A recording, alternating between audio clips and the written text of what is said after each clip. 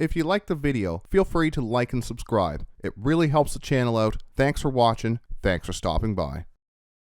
This video is taking a look at 2 competitive 2,000 point lists and 1 1,000 point list. It has been a while since we've taken a look at the Solar Spearhead Detachment. Lions of the Emperor seems to be the detachment of choice these days. Solar Spearhead is a strong detachment. I put it in my personal top 3 Custodes detachments.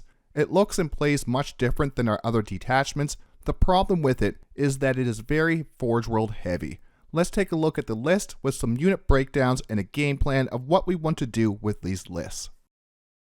We will start with my main Solar Spearhead list, my Threat Overload list. It comes to 1,995 points.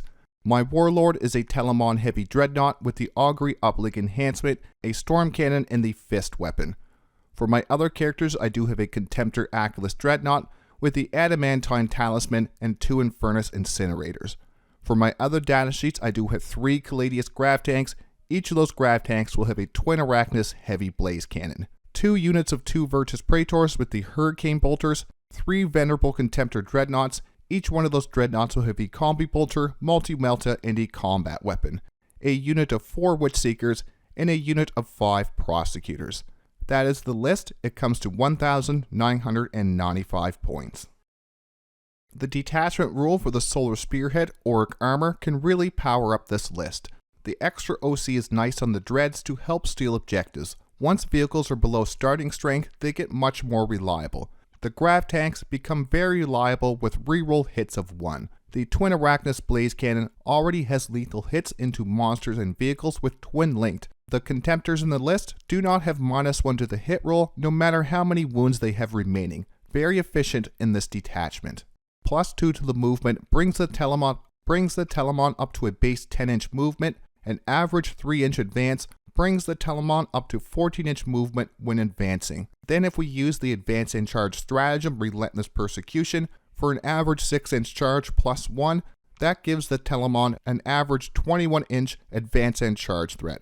The Achillus and the 3 Venerable Contemptors have a 19-inch Advance and Charge threat. Not quite as long as the Telemon, but very close. For these competitive lists, I try to make a tier list of all 6 stratagems and how useful they will be to this particular list. For our bottom tier, we have Wrathful Advance for 1 CP. It will be very rare when this will be worth using. If a 4-inch pylon can steal an objective, it could be worth using. Other than that, forget about this stratagem. We have a lot of good stratagems in this detachment for this list. Save the CP. We also have Punishment Inescapable in the bottom tier. This can be useful on the Grav-tanks to help their anti-tank hit a bit harder with Ignores Cover. They hit on a 2+. If they are in engagement range or degraded, is it worth the 1 CP to go from a 3+ back to a 2+? I'm not so sure about that. Another stratagem that for the most part will not be used as much in this list. For the middle tier, we have Emperor's Vengeance for 1 CP. This is not vehicle locked. For this list though, it might as well be. We could use it on the non-vehicle units in this list. It is not worth this CP though. We would need a 4+, and nothing in the list is worth the 1 CP cost. The Dreadnoughts in these lists are a different story. They fight on death on a 3+, plus the Venerable Contemptors can stand back up and do it again. Depending on the unit and situation, puts Emperor's Vengeance in the middle tier. Next we have the top tier, and we do have 3 stratagems in this top tier for this list. Our first one is Flawless Construction for 1 CP. This is a great stratagem for our survivability. We do not have anything toughness 12 in this list. Last cannons and other strength 12 attacks will wound anything in the list at 3+ or better. Flawless Construction will be a stratagem we want this CP for when we need it. Next is Unstoppable for 1 CP. This stratagem, combined with the next top tier stratagem, is how we turn this list into the Threat Overload list. It gives our vehicles unpredictable movement, even though now we can't move through enemy models. Our last top tier stratagem is Relentless Persecution for 1 CP. We could use this to advance and shoot the Grav-tanks, which is something we should consider at times. It is the advance and charging Dreadnoughts that the real threat from the stratagem and list comes from. The overall game plan of this list is to overload the enemy with potential threats, and then pounce on any mistakes. We will start the breakdown of this threat overload list with the Telemon Heavy Dreadnought Warlord. The one and only Telemon in my list, I have made him into a character, giving him the Augury Uplink enhancement. Kelgath the Immortal is my warlord. The highlights of the Telemon Heavy Dreadnought is a movement of 8, toughness of 10, 12 wounds, 2+ save with a 4+ invulnerable, and a powerful -1 to the incoming damage from the Duty Eternal ability. The Telemon has the Martial Kata ability for Dreadnought Karate. I have played a lot of games with my Kelgath the Immortal Telemon. He very rarely gets taken out. A lot of luck comes with that too. Kelgath the Immortal has the fist weapon for punching out tough stuff, while the Storm Cannon can do decent infantry and chaff clearing damage. When Relentless Persecution is used, these Telemons have around an average 21-inch advance and charge range. Move through ruins with Unstoppable. Even one Telemon can be great for putting pressure on objectives. Once planted on objective, they can be very hard to remove. Even more so for my Telemon with a 5+ Feel No Pain, on top of that built-in -1 damage. Use Flawless Construction to boost their survivability against hard-hitting anti-tank weapons. Next up is our other character Dreadnought, the Contemptor Achillus Dreadnought. I used to run a Blade Champion and Wardens unit with this enhancement. I have moved on to the Achillus Dreadnought after the points changes to the Blade Champion and Wardens. The Achillus is our anti-tank melee Dreadnought, 5 attacks, hitting on 2+, strength 12, AP2, damage D6 +1, add the Adamantine Talisman.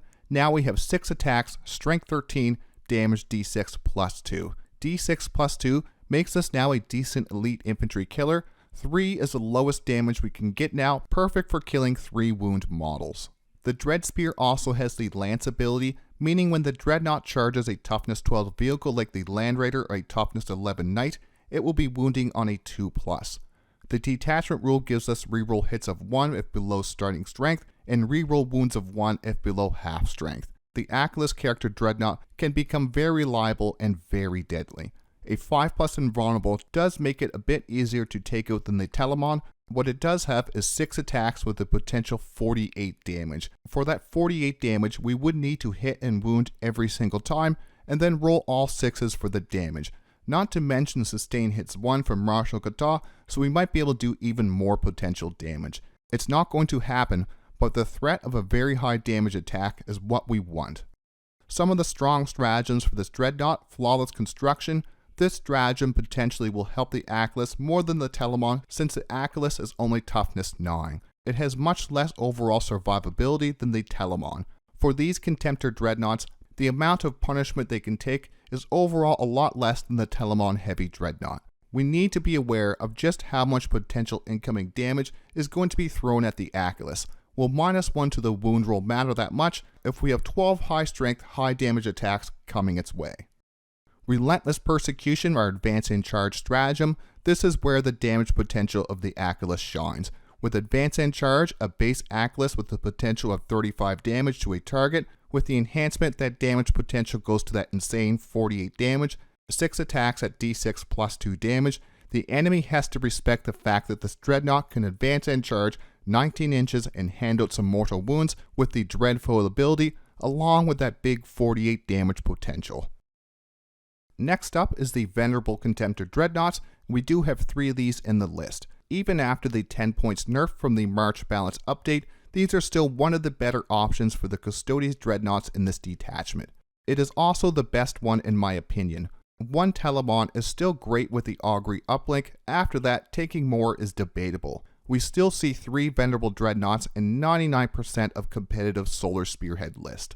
All 3 Dreadnoughts have the same melee profile of the Telemon with some multi-melta threat. The best of all, it stands back up on a 2+ once per game. Against opponents who only really have one way to take out these Dreadnoughts, with either only melee or shooting, are in trouble.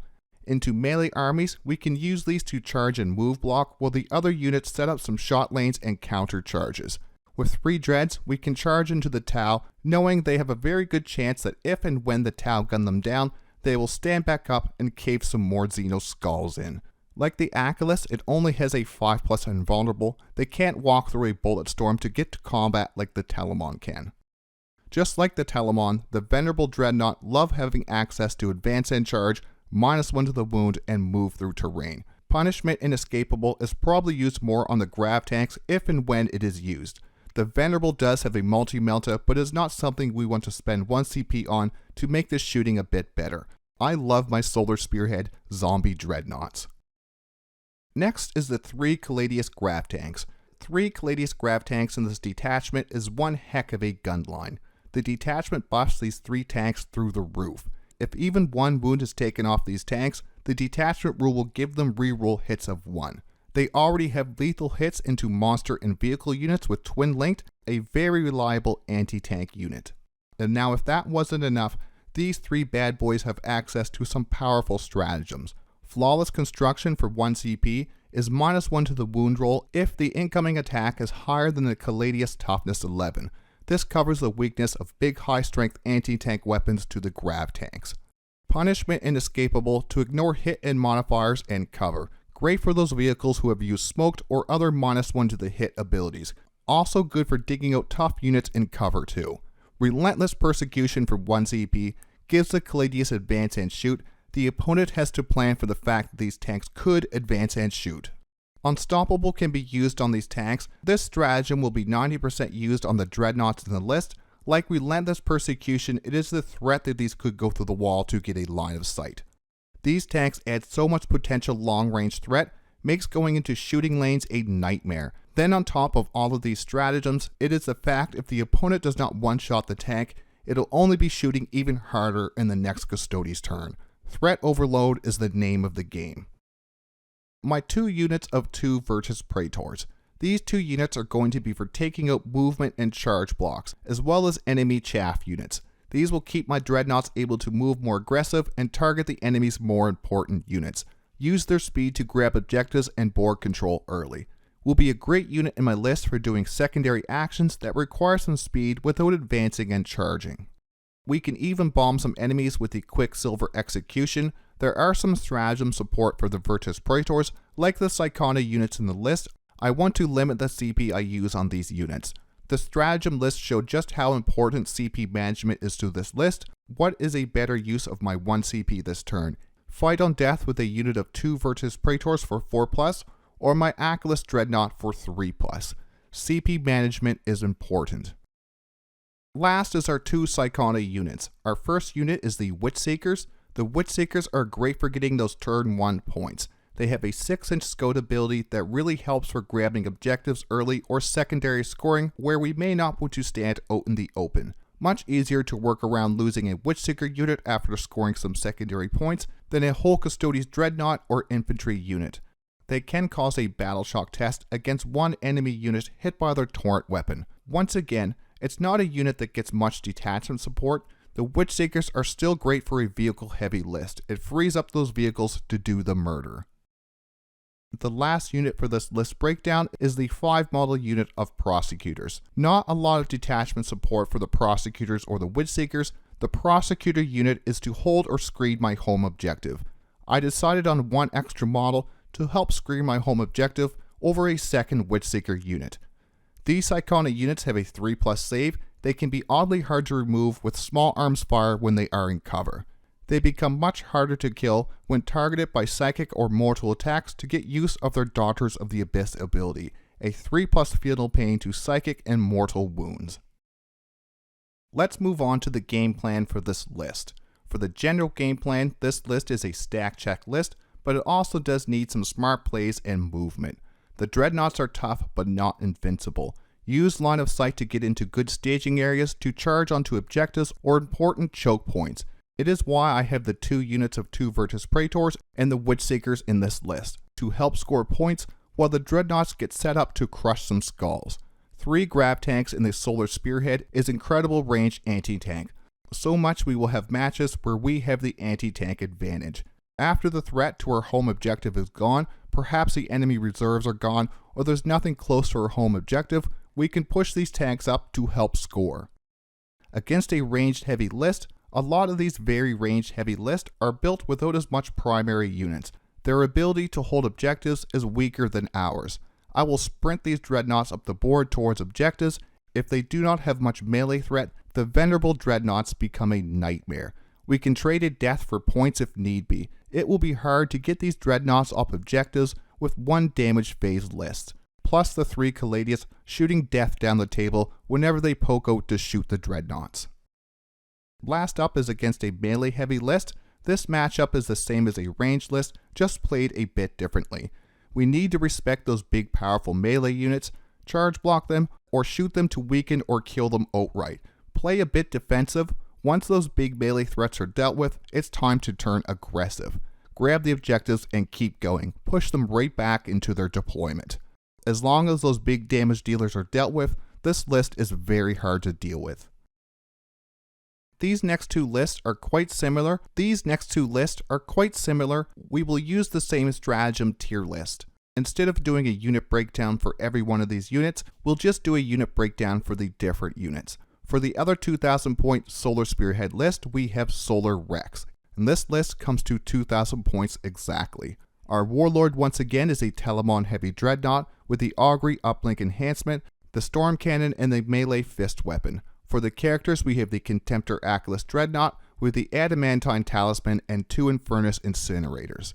For our other datasheets, we only have 2 Caladius Grav-tanks with the Twin Arachnus Heavy Blaze Cannon, 3 Contemptor Venerable Dreadnoughts with the Combi Bolter, Multi-Melta and Combat Weapon, 2 units of 4 Witchseekers, a unit of 4 Prosecutors.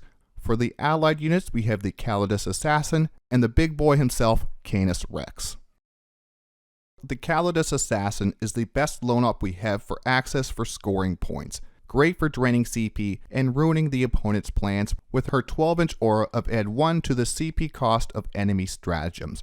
Her ability that allows her to put herself into reserves at the end of the opponent's turn, along with the deep strike ability, is what makes her so great for secondary scoring.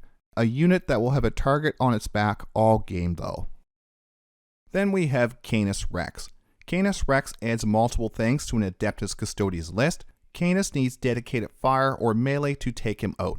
Ignoring him can be a bad option for the opponent. Having him engaged in the battle takes the heat off the Custodes infantry. Anti-tank weapons that in other games would one-shot our Custodes models will be put into Canis Rex instead. At toughness 11 and 26 wounds, damage 1 AP 1 weapons will have a hard time taking out Canis Rex. Then we have all of his damage potential.